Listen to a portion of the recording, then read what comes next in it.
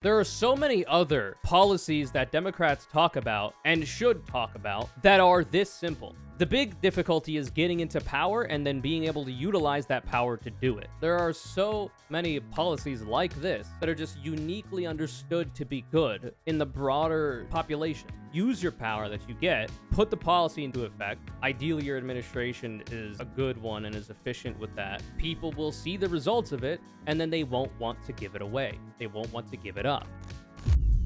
Oh, this was really good, by the way. From Giga Chad, Minnesota. Apparently, Minnesota it exists and it's a state. Apparently, it's real. I thought it was a myth. Thought it was a folk legend, but it is actually real. It is a Rust Belt state. I still think it's southern Canada, but you know, whatever. Minnesota Governor Tim Walz explains why he rejected Republican lawmakers' attempts to means test school meals for K-12 students. And I think, in a very good way, that a lot of other Democratic politicians should take note of. Listen to this. Yeah, isn't that rich? Our Republican colleagues were concerned there would be a tax cut for the wealthiest. You can't make some of this up if you tried. The fact of the matter is that the programs of getting food into get to our children as easily as possible has always been a priority. We know there's a lot of families that this is hard. They send you tons of paperwork. You're struggling. You're doing work. You're doing all that. This was meant to make it as easy as possible, knowing that it's a benefit for all of them. The haves and have-nots in a school lunchroom is not a necessary thing. They just feed our children.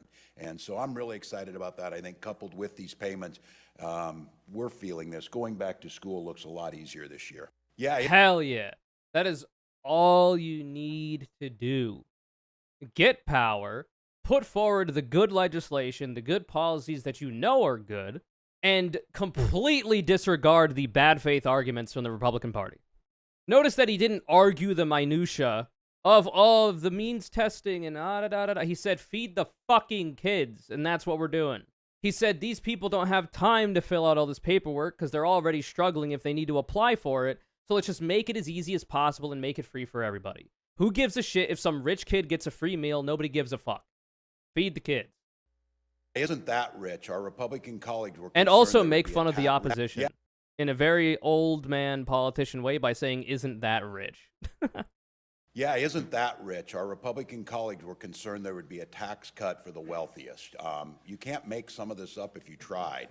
The fact of the matter is that the programs of getting food get to our children as easily as possible has always been a priority.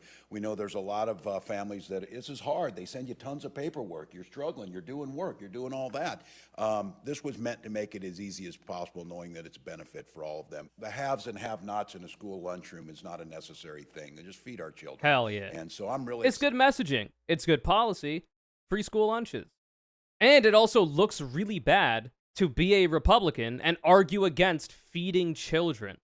The so-called Save the Children party, that's us talking, oh my god, we gotta save the children, we gotta save the... because queer people exist, and also teaching kids that slavery was bad is happening, so we gotta save the children. But don't feed them. Let them accumulate lunch debt, which is a concept that should not exist, or starve. No. Feed the fucking kids. I was on reduced lunch. I think I had to pay like 50 cents for a standard school lunch. Because, you know, my mom's not doing great financially. And that was nice. Imagine if you didn't have to pay at all. Because you shouldn't. These states have a fair amount of money that they're mismanaging that you could redirect to making sure children don't go hungry in school. It not only helps the child by giving them a meal, it helps the parents by giving the child a free meal that the parents don't have to directly pay for and may help subsidize through their taxpayer dollars. Though ideally the wealthiest people in the state would be paying the most because they have the most to give and they would still retain a lot of that wealth that they're generating by exploiting the labor of other people. Simple as. There are so many other policies that Democrats talk about and should talk about that are this simple. The big difficulty is getting into power and then being able to utilize that power to do it, right? Because obviously there's going to be Republicans that stand as a roadblock to making anybody's lives better other than the wealthy, and that can be difficult. There will also be people within your own party that are looking to sabotage, like Kirsten Sinema, like Joe Manchin, like a variety of other people. So it's not like boom, bang, pow, super easy like that because our system is fucking bogged. Could be a lot better. Why the fuck does California, who has an equivalent population of like 17 other states, only get 2 senators where those states get 17 times 2 for 2 per state? Doesn't make any sense to me. But anyway, it's that simple. There are so many policies like this that are just uniquely understood to be good in the broader population. Use your power that you get, put the policy into effect. Ideally, your administration is a good one and is efficient with that and puts together good policy. People will see the results of it, and then they won't want to give it away. They won't want to give it up. Notice how Republicans get a lot of shit every time they talk about wanting to cut or even adjust the Social Security age limit.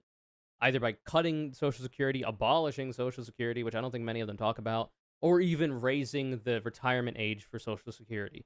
People like their Social Security. It helps old fucks be able to live a life of dignity without having to break their body at a job to do it. They've done their time. They've paid their dues. They've literally paid in the Social Security system their entire working lives. Let them have a life of dignity after they get old enough. Notice how nobody wants to give up Social Security or Medicaid anymore. Very simple. And Democrats need to get in this fucking lane. They need to get on this vibe. They need to get this kind of sauce because it is effective. By the way, Minnesota doesn't have it's not a massively blue state. That is a purple state. The Minnesota state legislature had like a 1-seat majority and then a Democratic governor. And they were able to make all this good shit happen because they had the will. They had the will and they had the know-how.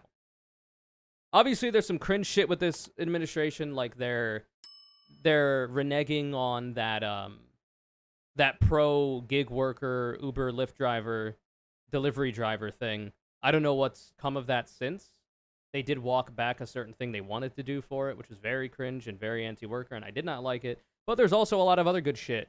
And who knows if they'll come up with something that, for whatever reason they walked it back, which I assume is corporate influence. Hopefully something that is still pretty decent and better than the current status quo on that. But regardless, a lot of other shit that they've done is really good. So you can criticize the bad and, praise the good.